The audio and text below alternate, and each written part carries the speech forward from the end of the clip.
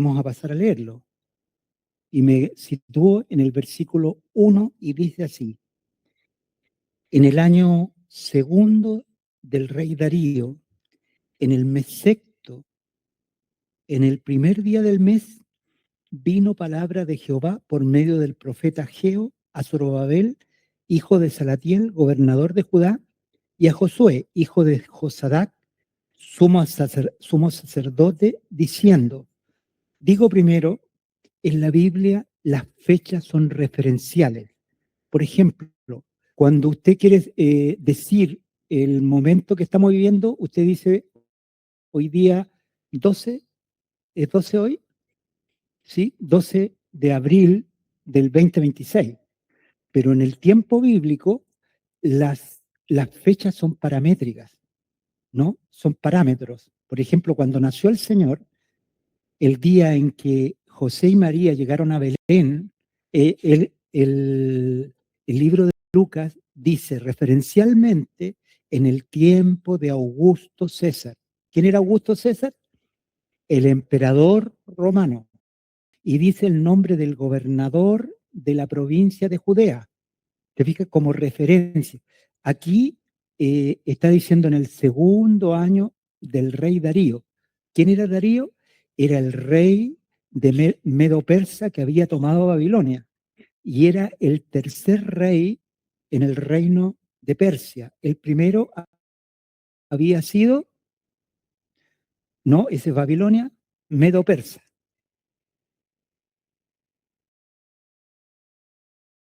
Ciro, ¿no es cierto? Ciro. Después hubo como un golpe de Estado y gobernó una persona que no era del linaje del rey, pero Darío era el tercer rey, ¿no es cierto? Y este Darío es importante en la escritura porque durante su reinado, recuerden que Ciro envió a los judíos a reconstruir el templo de Babilonia a Jerusalén.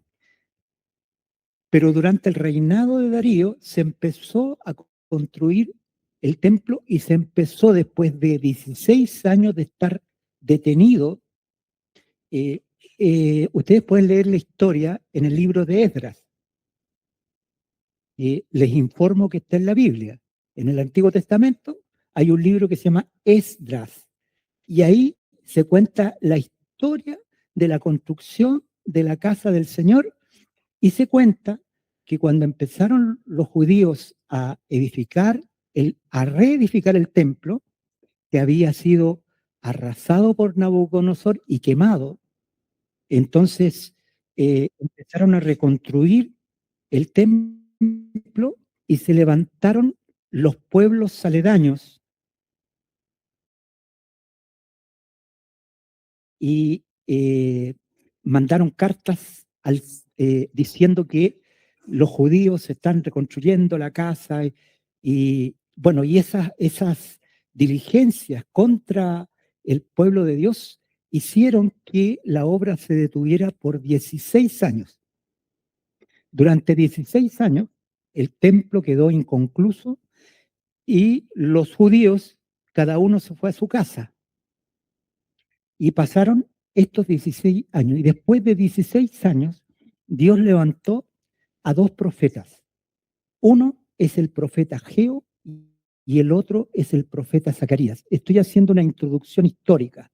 Eh, yo les recuerdo que los profetas en Israel tienen un sentido y un tiempo. Por ejemplo, eh, los profetas de la deportación a Babilonia empiezan con Jeremías. Jeremías profetiza lo que va a suceder con Israel si no se sujeta a las órdenes del rey de Babilonia. Y por supuesto, el rey de Israel no se sujetó a esas reglas, le sacaron los ojos, le mataron todos los hijos delante de él y lo enviaron cautivo, ciego, a Babilonia. Mientras el profeta Jeremías, que había sido por ese mismo rey de Israel encarcelado y sujeto a premios físicos, fue liberado por Nabucodonosor y se le permitió seguir viviendo en Israel. Entonces, el profeta de la deportación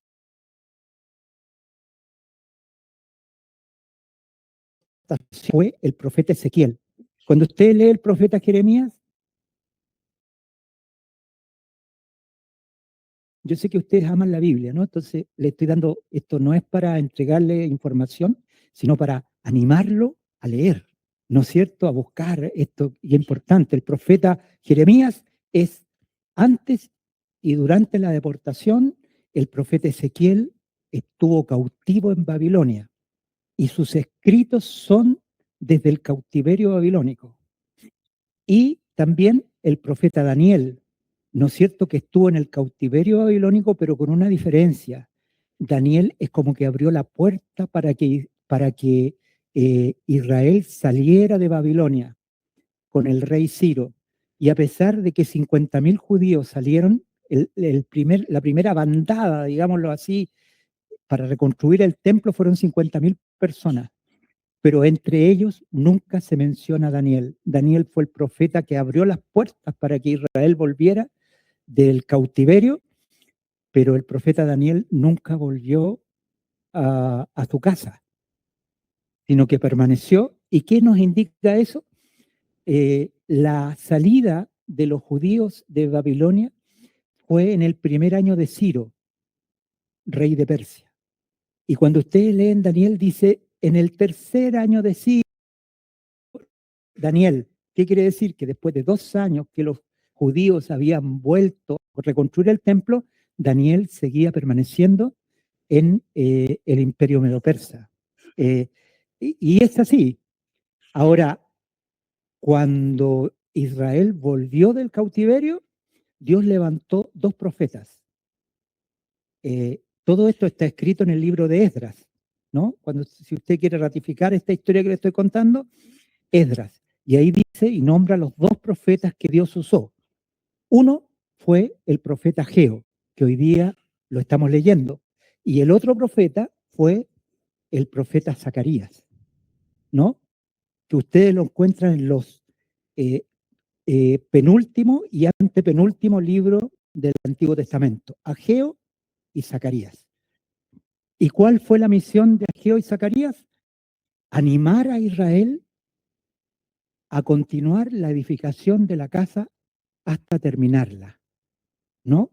Y tuvieron que pasar tiempo, o sea, después de 16 años empezaron a reconstruir la casa de estar parada y al 16 años desde la profecía de Ageo se demoraron 4 años más en que la casa del Señor estuviera lista. Se demoraron 47 años, me parece. Lo dice cuando Jesús dijo, destruid este templo, yo lo reedificaré en 3 días.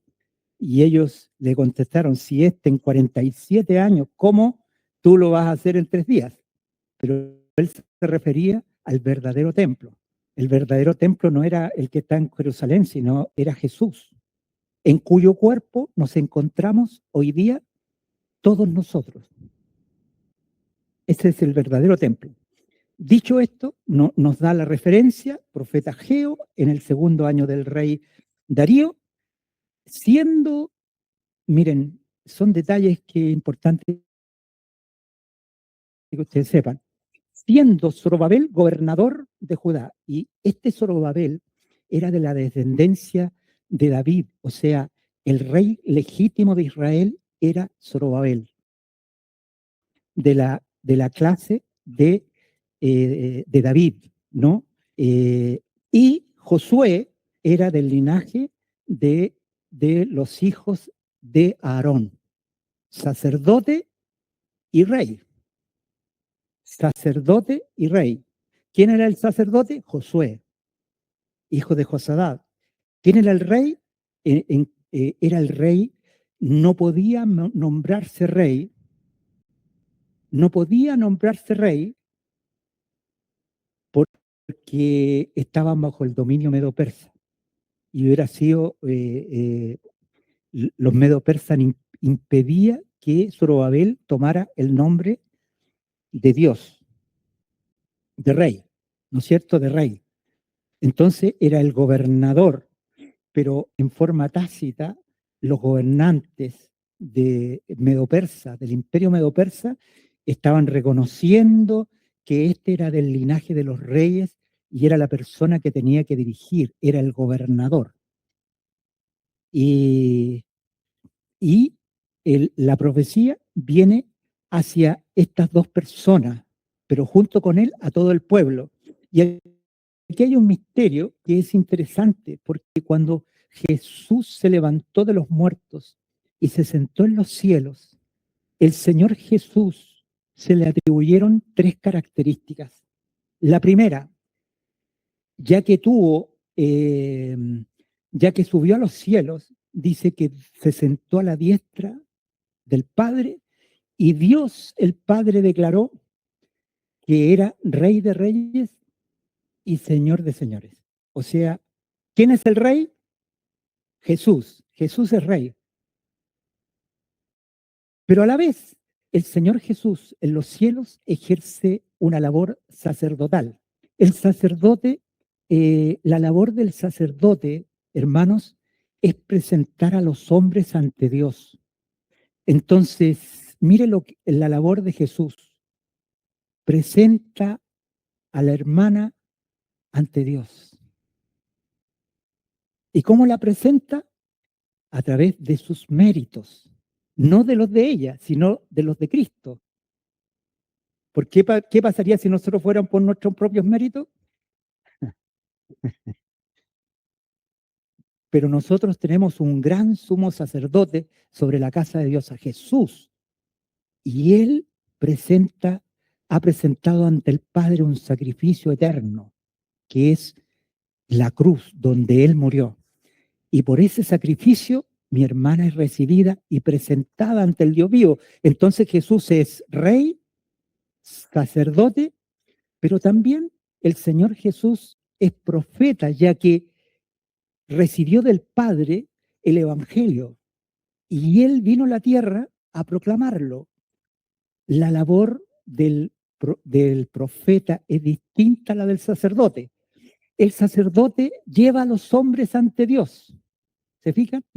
Aquí viene y lo lleva y lo presenta por los méritos, por la sangre, y es aceptado. Nos ha aceptado nuestro Dios en virtud del sacerdote, de la ofrenda que el sacerdote presentó. Pero el profeta tiene otra misión.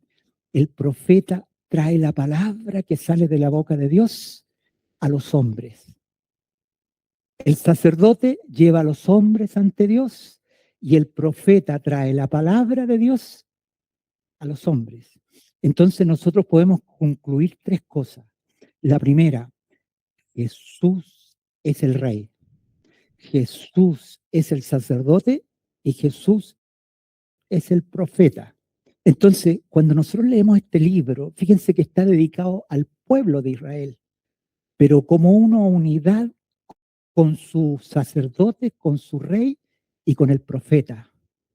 Cuando el Señor le habla a la iglesia, hermano, es en la unidad, es una palabra que viene del cielo, en esta unidad con que Dios nos ha hecho uno con Él. ¿Cómo nos ha hecho uno con Él? Porque nos habló el Evangelio y nosotros creímos. ¿Qué lugar ocupa el sacerdocio? Porque Dios nos presentó en los cielos, porque la voluntad del Padre es que nosotros habitemos con Él.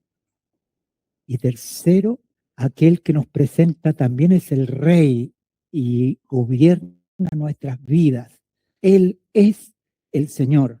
Jesucristo es el Señor.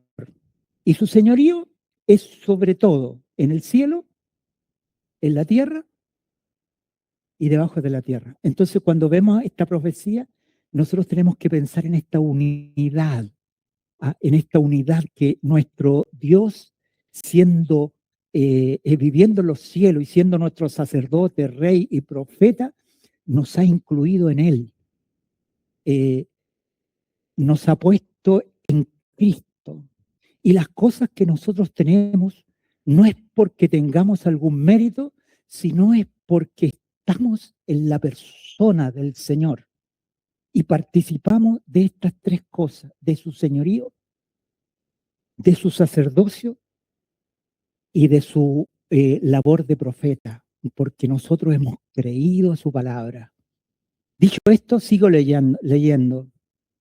Así ha hablado Jehová de los ejércitos diciendo, este pueblo dice, no ha llegado aún el tiempo de la casa de Jehová sea reedificada. Miren lo que había pasado.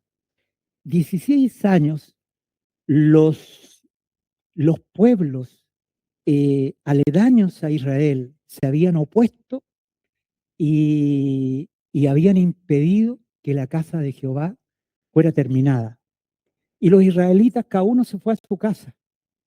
Y entonces, entre ellos surgió el siguiente dicho, no es tiempo todavía, no es tiempo. ¿Mm? De repente uno dice, no es tiempo, me pasa esto, me pasa lo, pero no es tiempo. Y el Señor le dice a Israel, ustedes dicen, está diciendo, ustedes dicen, no es tiempo de reedificar la casa del Señor. Pero, eh, pero Dios dice, entonces vino palabra de Jehová, versículo 3, por medio del profeta Geo, diciendo, es para vosotros tiempo, para vosotros de habitar en vuestras casas artesonadas, y esta casa está desierta. Y el Señor hace una comparación entre sus casas. En esos 16 años, los judíos no habían perdido el tiempo. Cada uno había ido a su casa. ¿Y qué había hecho en su casa? Había hecho la bodega, había hecho la terraza, ¿no es cierto? Su casa quedó pero impecable, ¿no? Y mi casa está desierta, o sea, no había nadie, estaban ellos trabajando en sus casas, viviendo cómodamente, pero no era tiempo. Y entonces el profeta Geo le sale al camino trayendo la palabra. Pues así ha dicho Jehová de los ejércitos, meditad bien sobre vuestros caminos. Miren, dice, meditad bien acerca de vuestros caminos. Cuando el Señor dice, nos habla del camino, a mí me viene a la memoria esa palabra que habla en Isaías 53, cuando menciona la iniquidad de Israel diciendo, cada uno se fue por su propio camino. Miren, estos caminos que menciona, meditad acerca de vuestros caminos. ¿Cuál era el camino que Israel había encontrado?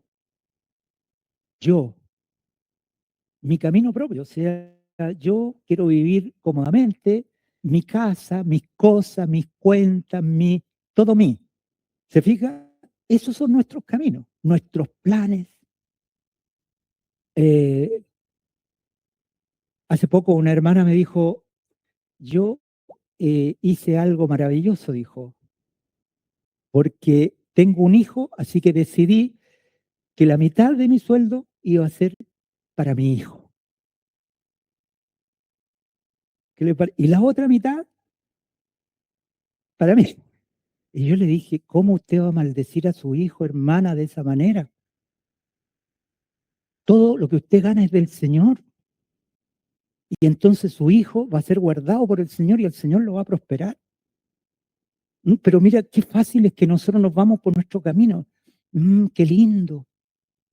La mitad de mi sueldo lo parto para mi hijo. No voy a dar nombre. No fue el mate por si acaso. Lo mío.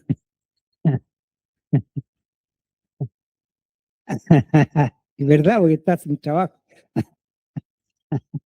Todo lo que tengo es del Santi, dijo.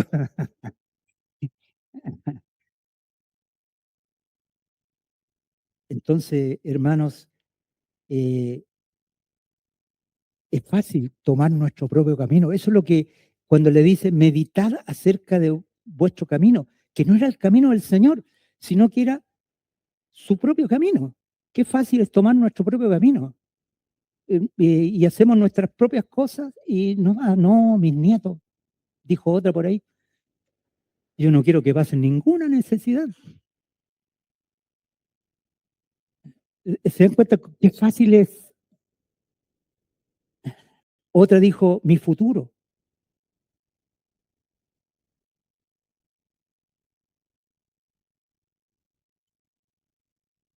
Ese es nuestro propio camino.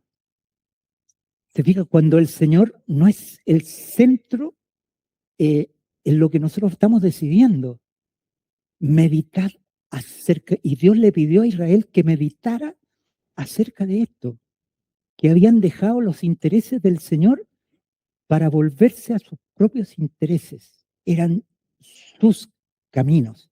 Y sigue diciendo, versículo 6 dice, sembráis mucho y recogéis poco.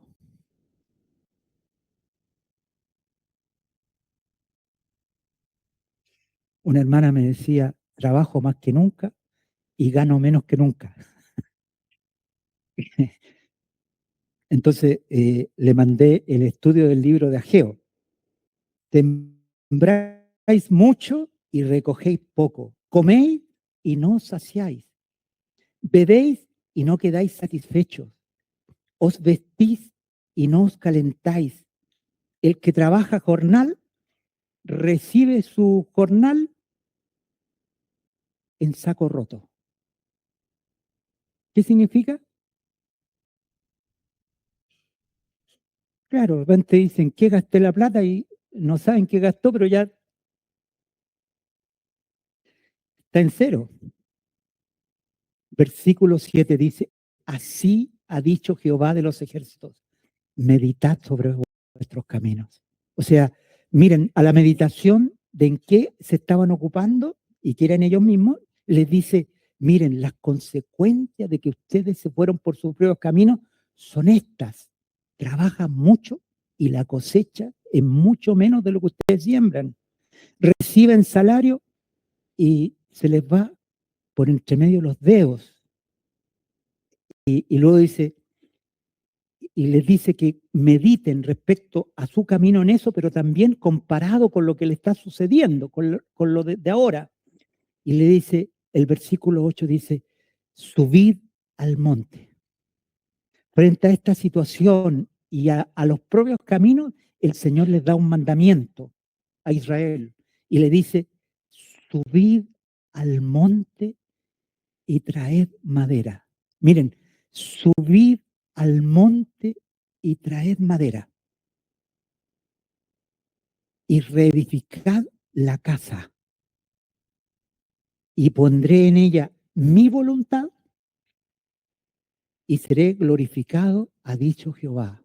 Cuando la escritura dice, pondré mi voluntad, significa que está el Señor Jesucristo como Señor. Esa es la voluntad. Cuando la iglesia empieza a dejar de mirarse a sí mismo para mirar a nuestro Señor, en la casa de Dios está su voluntad. Y segundo, es el lugar donde se adora al Señor. ¿Mm? La adoración, la alabanza es un oficio de la iglesia. ¿Y qué es la alabanza? Fruto de labios que confiesan su nombre, ¿no? Entonces dice, subid a la montaña y traed madera.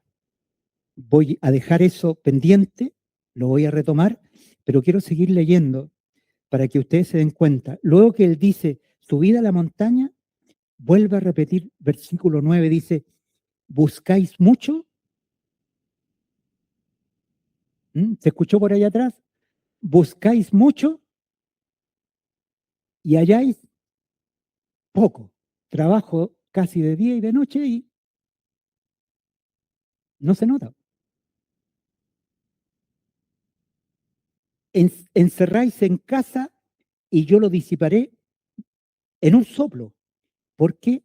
Dice Jehová de los ejércitos, porque por cuanto mi casa está desierta y cada uno de vosotros corre a su propia casa. No crea que le está hablando a ustedes, le está hablando a los israelitas de allá, de su casa. Dice. Cada uno corre a su propia casa. Qué fácil es correr a nuestra propia casa, hermanos. Pero la casa del Señor está desierta. Por eso se detuvo, y el Señor sigue ahondando, dice, por eso se detuvo de los cielos sobre vosotros la lluvia, y la tierra detuvo sus frutos. Y llamé la sequía sobre esta tierra, y sobre los montes, sobre el trigo, sobre el vino, sobre el aceite, sobre todo lo que la tierra produce, sobre los hombres y sobre las bestias, y sobre todo trabajo de manos. ¿De qué está hablando? De tu trabajo. ¿Y qué dice? Que aquí hay una carga del Señor en relación a eso. Y dice, y oyó Zorobabel, hijo de Salatiel, y Josué, hijo de Josadac, como sacerdote, y todo el resto del pueblo la voz de Jehová su Dios, y las palabras del profeta Geo, como le había enviado Jehová su Dios, y temió el pueblo delante de Jehová. Entonces Ageo, enviado de Jehová, habló por mandato de Jehová al pueblo diciendo, yo estoy con vosotros, dice Jehová. Y despertó Jehová el espíritu de Zorobabel, hijo de Salatiel, gobernador de Judá, y el espíritu de Josué, hijo de Josadac, sumo sacerdote, y el espíritu de todo el resto del pueblo. Y vinieron y trabajaron en la casa de Jehová de los ejércitos su Dios, en el día 24 del mes sexto, en el segundo año de Darío.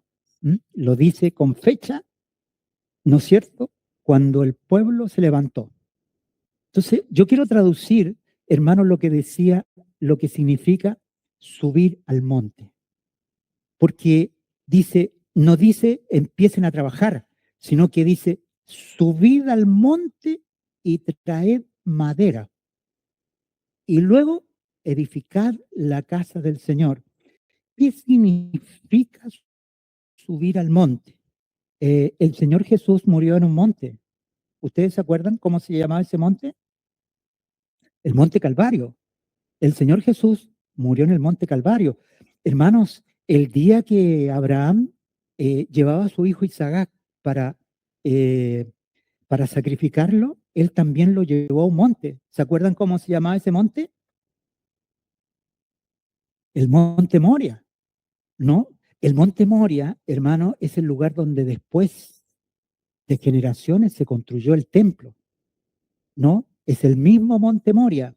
Entonces, los sacrificios se hacían en el monte. Y cuando la escritura habla de subir a la montaña, está diciendo un sacrificio.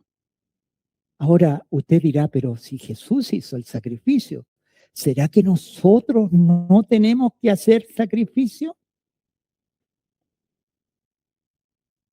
Y yo quiero decirles que cuando el Señor quiere hacer, ¿qué es lo distinto de la ley en relación ahora a la gracia? ¿Es que el Señor quiere cosas menos? ¿Es que el Señor quiere, ha rebajado para nosotros lo que Él quiere? No, hermanos. Él no ha rebajado su santidad ni ha rebajado su voluntad. Lo que Él ha hecho es algo distinto. Lo que Él ha hecho es que Él ha venido a ser nuestra compañía. Nosotros tenemos, hermanos, el, eh, el compañero de camino. Jesús ha venido a vivir a nuestra vida y nosotros tenemos comunión con Él. Ahora, esta comunión es diferente a la ley, porque la ley requería obediencia. Decía, haga esto, y a veces los hermanos, esta palabra que parece maravillosa, hay que obedecer. Hay que obedecer. Hermanos, la ley pide obediencia. ¿Y será que la gracia no la pide? ¿Será que la gracia no la pide? Hermanos, pero miren, ¿saben cómo opera la gracia? La gracia hay una sola manera que opere. Opera por amor. O sea, cuando yo obedezco a la ley, hermanos, la ley maldice. porque no alcanza a llenar lo que Dios pide, pero lo que nosotros, la gracia nos ha traído a una relación nueva, a un camino nuevo y vivo. Nos ha traído a la comunión con el Hijo de Dios, con Jesús, y nos ha unido al Padre. No es una unidad de reglamento, sino es una unidad de amor. Yo escuchaba al hermano Matías decir que él ha sido, le gusta dormir, ¿no es cierto? Y su de noche, ¿no? De noche. Y su hijo lo ha despertado, ha habido noches que no ha dormido. Pero él me dice, pero ¿sabe qué, hermano? Eh, no me importa, me dice. ¿Pero qué ha cambiado? Porque a lo mejor si lo hubiera despertado la hermana Fran, le hubiera tirado un zapatazo. Pero cuando lo despertó su hijo, hermano, no sintió nada, sintió gusto. Claro. ¿Y saben por qué? Porque él tiene una relación con su hijo de amor. Qué diferente es cuando la relación es de amor, ¿se fijan? Porque no cuesta. Yo veo a las mamás hacer tremendo sacrificio por sus hijos y no cuesta. O por los nietos, otras. Hermano, y no cuesta. ¿Saben por qué? Nuestra relación con el Señor Jesucristo es por amor. Entonces, miren lo que dice Romanos 12:1. Os ruego. ¿Quién ruega? Mire, hay un ruego en la Biblia. ¿Y a quién le está rogando? Le está rogando al pueblo del Señor, a nosotros. Dice, os ruego que por las misericordias de Dios, o sea, mire, se los traduzco, que por el gran amor que Dios ha tenido por ustedes, que ustedes consideren al Dios que los ha amado hasta el sacrificio de dar su propia vida, del Padre, de no salvar a su Hijo porque nos amó de tal manera. Os ruego que ustedes ahora hagan un sacrificio. ¿Se fijan? Ese es el sacrificio, no es el sacrificio de voy a obedecer. Y muchos de nosotros hemos sido obedientes a la ley, ¿no? Pero nunca, hermano, nunca llegamos a estar cuadrados porque lo que Dios nos ha traído es un camino nuevo y veo, ha traído al Señor Jesucristo como una realidad, entonces nosotros le amamos. Entonces el sacrificio que el Señor nos pide tiene que ver con el amor, ninguna otra cosa.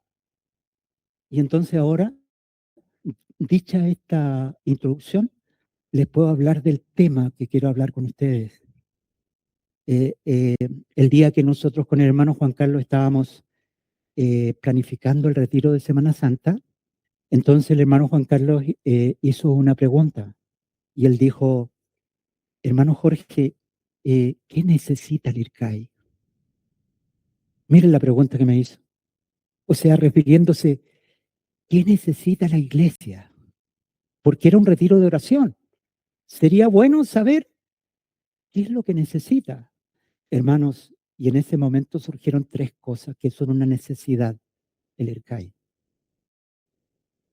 Pero curiosamente, ninguna de las tres cosas era recibir, sino las tres cosas eran dar.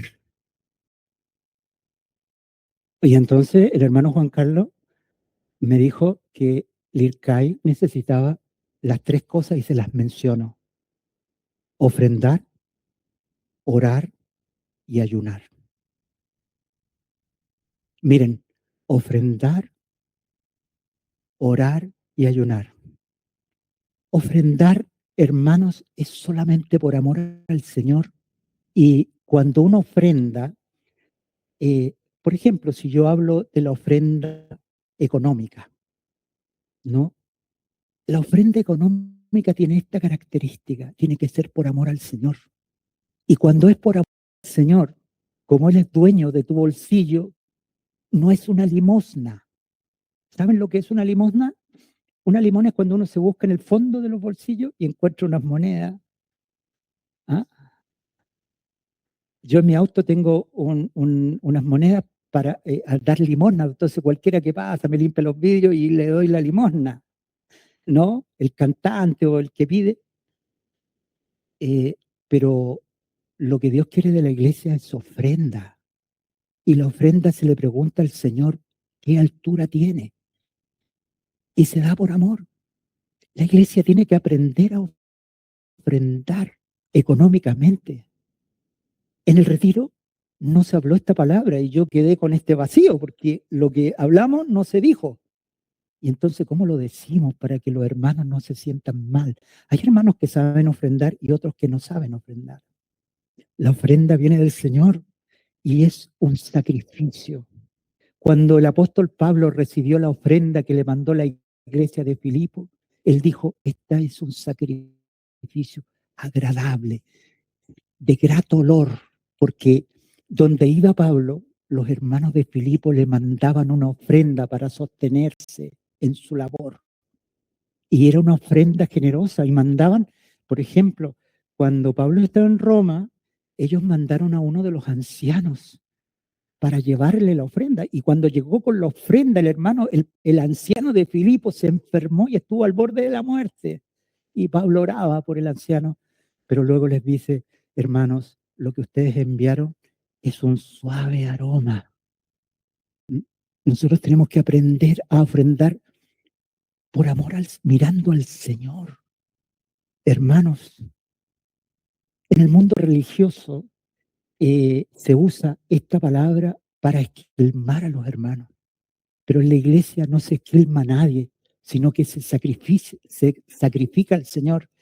Y pasa, hermanos, que cuando nosotros no lo hacemos conforme al Señor, empieza a haber falta, empieza a haber escasez, empiezan a haber, eh, empieza a temblar las cosas. Y el Señor dice, ofrenda. Ahora, no solamente se ofrenda económicamente, sino también la ofrenda de nuestro tiempo. Cuando la hermana Dinita viene a hacer el desayuno en las mañanas de los domingos, entonces ella está ofrendando. ¿Y saben quién es la primera que llega? Ella. Y nos está esperando con un café caliente, por gracia un pan, por gracia paté, mantequilla, leche, cada domingo. Yo los domingos no tomo desayuno en mi casa porque hay una sierva que ofrenda su tiempo. Y viene media patuleca, anda, pero la hermana, y, pero llega más temprano que ninguno de nosotros. Es mi hermana, la tengo que tratar así, hermano, es mi hermana. Es mi hermana al cuadrado. Entonces nosotros también ofrendamos el tiempo. El otro día un hermano estaba tapado el alcantarillado, levantó, por supuesto que él, más ágil que cada uno de nosotros por su trabajo, levantó la tapa, limpió y tenemos en 5 minutos dejó impecable. ¿Ah? Entonces, la ofrendamos. Cuando no hay ofrenda, entonces, ¿cómo vamos a conseguir dinero para comprar esto? No, hagamos un almuerzo. ¿Saben por qué eso, hermano? Porque no hay ofrenda. Nosotros no debíamos gastar ninguna cosa aquí que no pasara a través de la ofrenda. ¿Se fijan? Pero un hermano graciosamente también ofrendó su cupo de crédito y compramos una cocinilla. Cuando ustedes salgan, vean que se compró una cocinilla, la compramos en 3 cuotas y salió 120.000 pesos porque también al hermano se le pegaron unos sartenes, así que una bonita cocina la compró y la acaban de instalar ahí con el hermano Claudio. Y, y nosotros se nos ocurrió la idea maravillosa. La primera cuota hoy día que va a recibir el hermano son 40.000 pesos, pero nos faltan otras 2 cuotas. Pero, hermano, entonces vamos a hacer un almuerzo ¿Y saben cómo va a ser el almuerzo? El almuerzo vamos a comprar nosotros las cosas y luego nos vamos a cobrar a nosotros mismos cuánto vale el almuerzo. ¿Qué les parece? ¿Es lo que quiere Dios? ¿Saben cómo debían ser los almuerzos aquí? Gratis. ¿Cómo serán los desayunos? ¿Qué ofrenda del desayuno? Ni nada. Gratis. Pero tiene que haber algo antes, que la iglesia aprenda a ofrendar. Eso es lo que nos habló el Señor. O sea, aprenda a amar al Señor. Hermanos, ¿cómo se ama al Señor? Yo sé si el hermano Mati ama a su hijo, porque a lo mejor no sintió nada cuando nació su hijo. Él esperaba sentir algo y decir, no, hasta ahora no siento nada, me decía un día. ¿Siente algo? No, no siento nada. Pero el otro día estaba hablando de que, pobre, que le fueran a hacer bullying a su hijo en el colegio, porque él con pistola así que no vaya, hermano, pero va. No sé si ustedes se dan cuenta, el amor al Señor tiene que ser, se va expresando, es el sacrificio, es un sacrificio. Ofrendar es un sacrificio. Hermanos, el rey David un día le tocó ofrendar y la ofrenda de él era unos bueyes que tenía que sacrificar, ¿no es cierto? Que tenía que ofrecerlos al Señor. Y entonces llegó donde el dueño del lugar, porque le dijo, aquí es la ofrenda, le dijo Dios. Y él llegó allá y le dijo al dueño del terreno que le vendiera el terreno y que le vendieran los bueyes para la ofrenda. Y el dueño del terreno dice, pero tú eres el rey, te lo regalo. ¿Qué le parece? Te lo regalo. Y David le dijo, mira, no ofreceré a Dios un sacrificio que no me cueste nada. Entonces ustedes entienden lo que es subir la montaña. Cuando no hay subir la montaña, no hay sacrificio. ¿Se fijan? No hay sacrificio, es subir a la montaña. Y subir a... eh, ¿Saben cuándo una ofrenda es ofrenda? Cuando yo ofrendo, me pasa que empiezo a pensar, no será mucho. ¿No será que a lo mejor no la tengo que dar? ¿Y saben cuándo me libero? Porque la llevo ahí, así, ¿ah?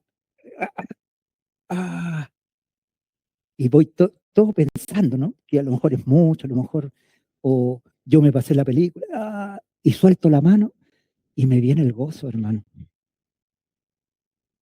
O sea, el sacrificio cuesta, la ofrenda costosa. ¿Por qué faltan cosas en la casa del Señor? Porque hay algunos que dicen, no, ahora estoy exento porque estoy mal. No, porque ahora tengo otros gastos. No, porque ahora tengo deudas.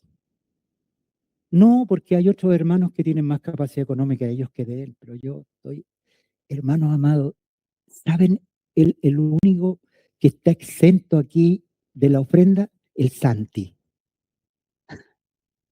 ¿Y saben por qué? Porque no recibe ni uno. Lo mantienen, lo alimentan, no sabe lo que es pagar el agua, la luz, el gas. Eh, ¿Mm? Claro, él es la riqueza, pero los demás, hermano, y es por amor, el sacrificio, esto, y es una alabanza. Se dan cuenta cuando ocupamos nuestro tiempo, cuando nos disponemos al Señor para servirle.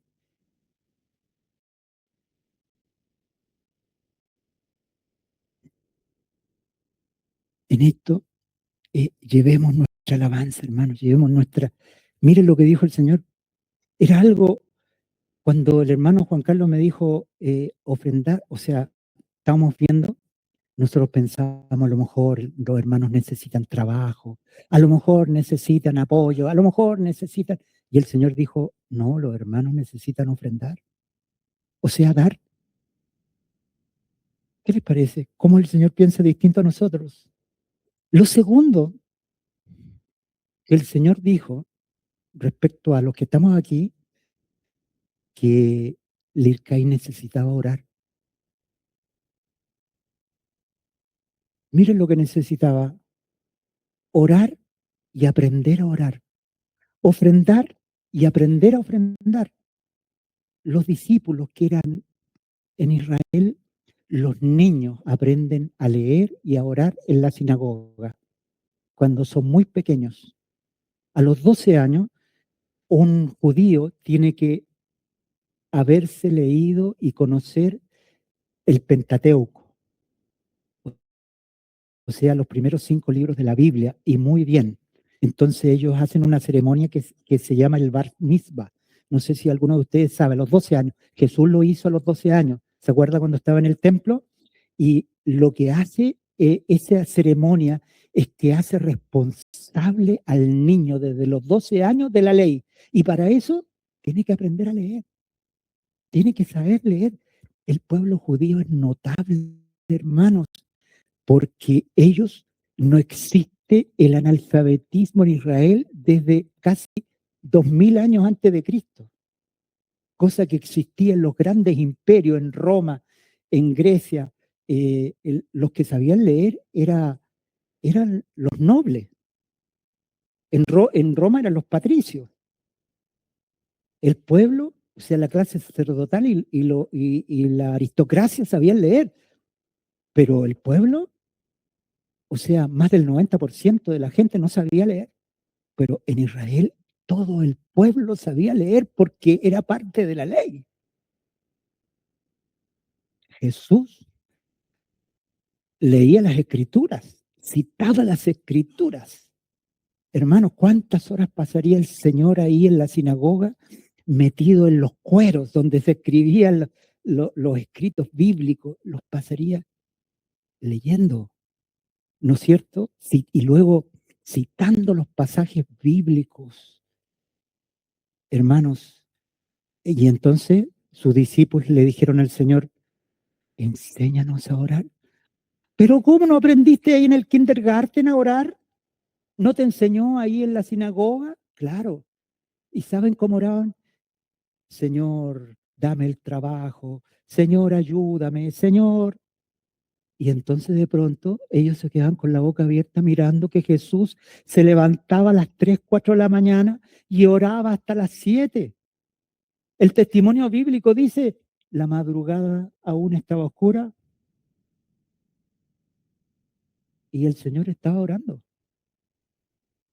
Y saben, yo tuve el privilegio de estar en Israel. A las 4 de la mañana sale el sol. Entonces, miren lo que dice la Biblia. La madrugada aún estaba oscura y el Señor buscaba el rostro del Padre. Oh, hermanos, y sabe, pasaba horas. El Señor pasaba horas orando. Entonces los discípulos tenían la miserable oración y algunos, como no tenían tiempo, oraban en la micro, perdón, en el burro cuando iban o cuando iban caminando. ¿Ah? La oración de pasillo, la oración del bus, la oración cuando te subiste al auto. En cambio Jesús estaba ahí orando horas. Entonces los discípulos le nació en su corazón decir, Señor, nosotros hemos orado por todas nuestras necesidades, pero ahora enséñanos tú cómo te mantienes todo ese tiempo orando. Y el Señor Jesús le enseñó, hermano, y lo primero que le dijo, miren, ustedes cuando oren, ustedes tienen que decir lo siguiente, Padre nuestro que estás en los cielos, santificado sea tu nombre. Oh, eso nosotros lo aprendimos en el rezo. Cuando estábamos en la iglesia romana, nosotros nos aprendíamos ese rezo de memoria. Hermanos, pero miren lo que significa.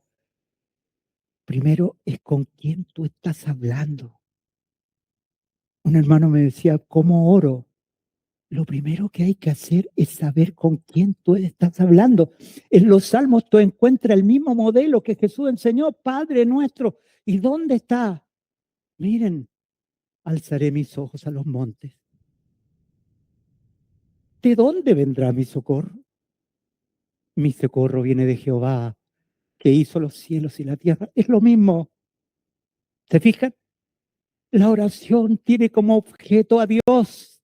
Cuando tú estás orando, no importa, hermanos, tú, sino que importa a quién le estás pidiendo. Eso es la oración. Y Dios quiere que nosotros aprendamos a estar en la presencia de Dios.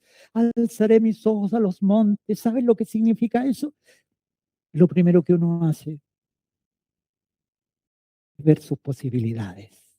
El jefe, acá, el otro, el hermano. No, el hermano me da la salida, estoy listo. Y después viene la excepción.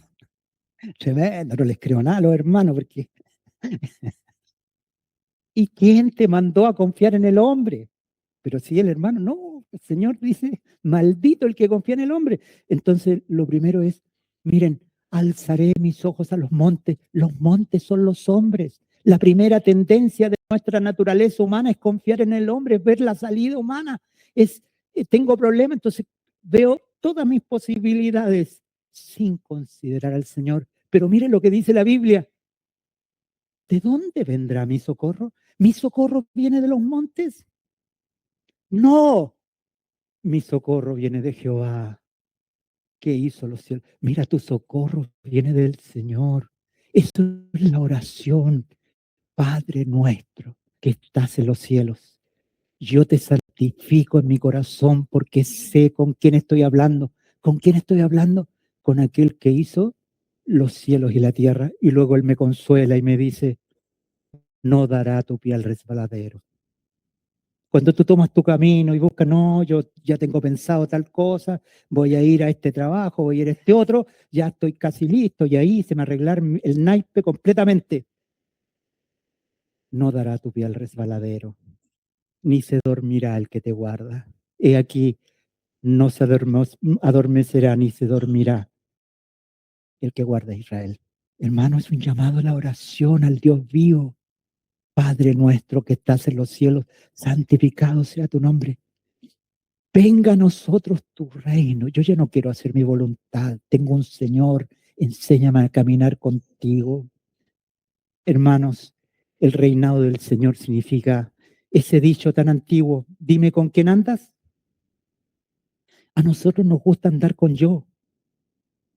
Yo no necesito a nadie. Yo soy autosuficiente. Yo las hago todas.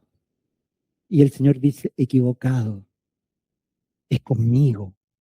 Es con el Señor. Entonces el creyente se humilla. La oración es humillación, porque no es lo importante que eres tú, ni el dolor que tienes tú, ni el problema que tú tienes, sino lo grande es tu Dios.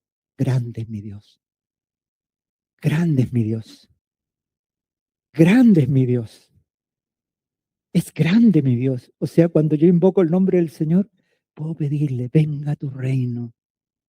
Y venga a tu reino significa, hágase tu voluntad. ¿Cuánta desorientación hay en el pueblo de Dios cuando nosotros no sabemos que la guianza del pueblo de Dios no son tus buenas ideas, ni tus posibilidades, ni el hombre que te ofrece cosas, sino que tu posibilidad es el cielo?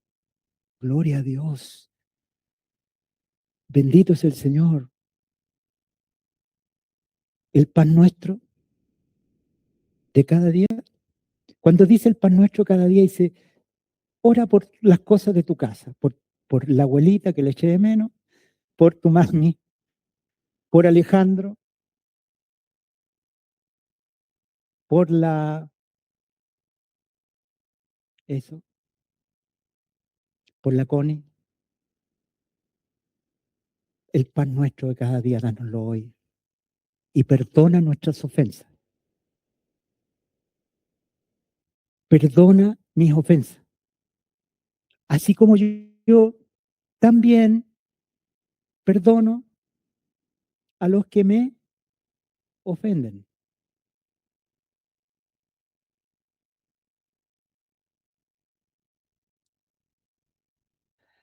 No nos dejes caer en tentación. No nos dejes no hacer tu voluntad. no nos deje andar por nuestro propio camino, mas líbranos de todo mal, dice la versión, pero lo que quiere decir el término es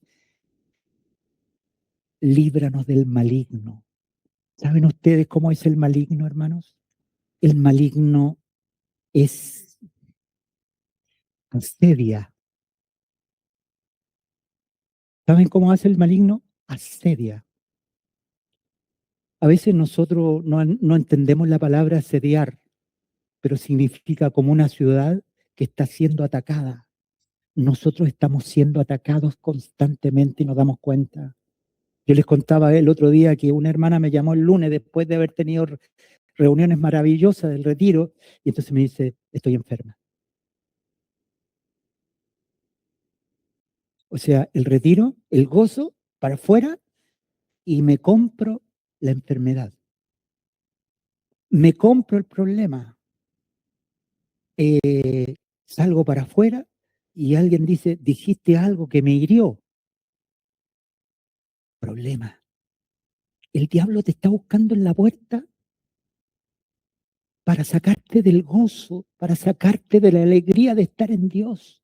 Entonces, miren, la oración también tiene un sentido glorioso, que nosotros colaboramos con el Señor Jesucristo para que el diablo día a día sea avergonzado.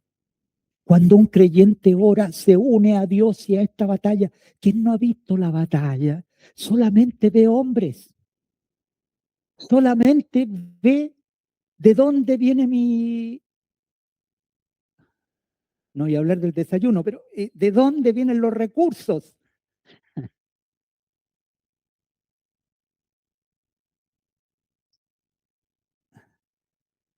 Y los recursos, hermanos, primero vienen del Señor. Y Él quiere que estén esos recursos. Y yo me tengo que unir al Señor. Está diciendo amén a todo. Está intercediendo por nosotros para que entendamos. ¿Ah? Tan duro esto, dijo. Así que,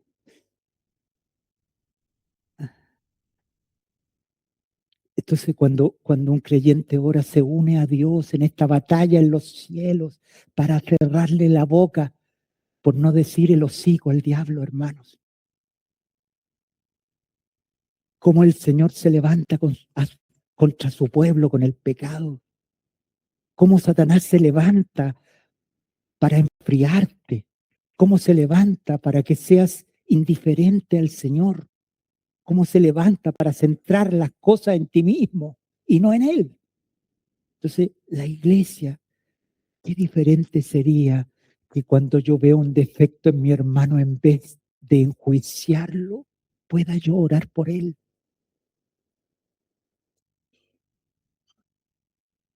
Y cuando yo oro, el otro día estábamos hablando es de la luz, de la antorcha. Velad y orad. Velad y orad. O sea, pongamos una vela que nos alumbre. ¿Qué debo orar por mi hermano Nano? A lo mejor mi hermano Nano está diciendo que me gustaría sacarme el loto, el otro, el no sé cuánto. Pero el Espíritu me va a mostrar que lo que realmente necesita el hermano Nano. O sea, con luz del Señor. Y qué bien le hace la oración. Qué bien nos hace. A mí me pasa algo con la oración. Yo siento cuando la iglesia está orando por mí. O sea, yo lo siento aquí adentro. Yo siento la oración. No sé si a mi hermano Juan Carlos le pasará lo mismo, pero yo siento cuando la iglesia está orando por mí.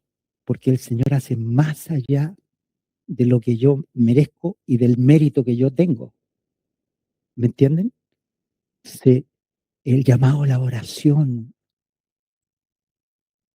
para poner a raya al diablo, para bendecir a los domésticos de la fe y para, hermanos, pelear las batallas del Señor. Y eso se hace por amor. La oración también es una ofrenda, hermanos.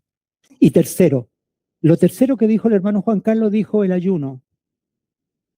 El Señor Jesús ayunó 40 días. ¿Y saben por qué ayunó 40 días? El Señor Jesús ayunó 40 días, porque Él sabía que venía un mundo que estaba de la mano del diablo. Él sabía que su pueblo lo iba a negar porque no tenía dónde recostar su cabeza. El ayuno es una señal de muerte.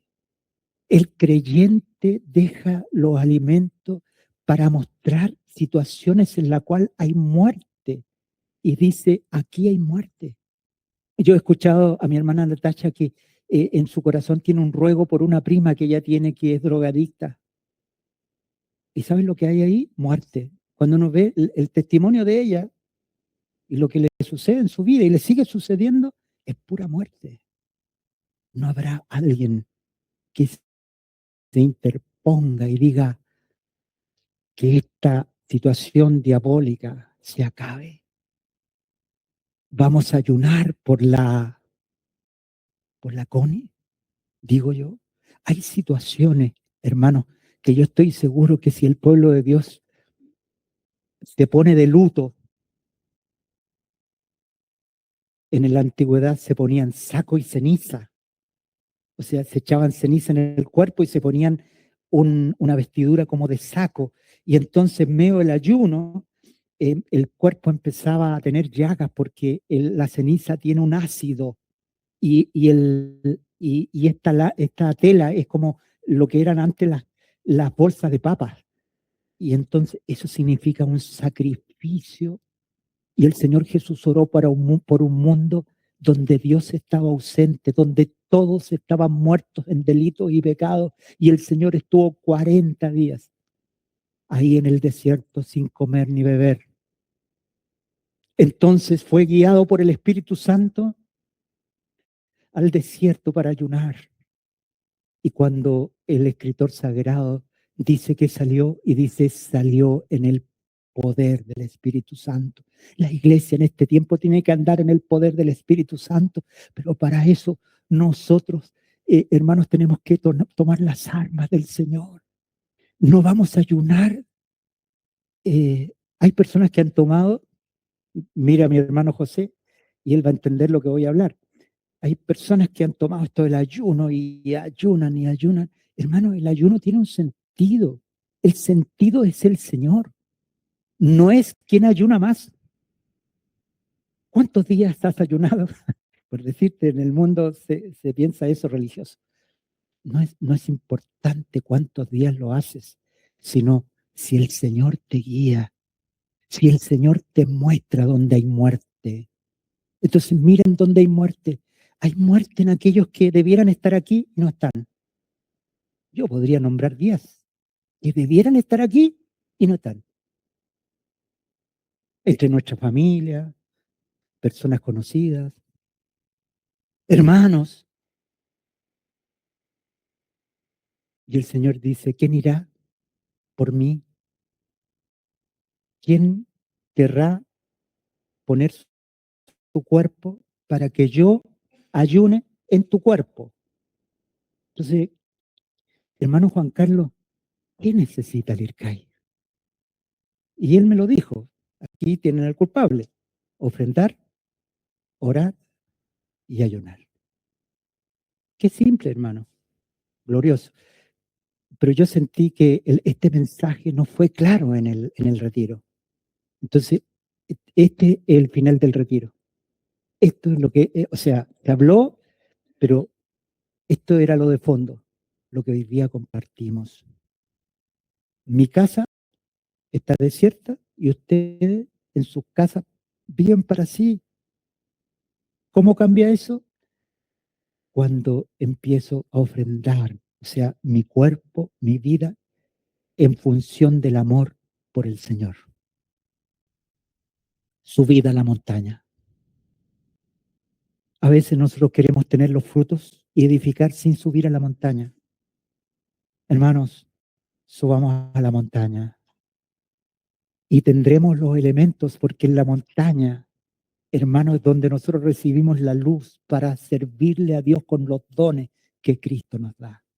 Para no restarnos, para no pensar que Dios no nos necesita. Dios me necesita a mí, hermanos.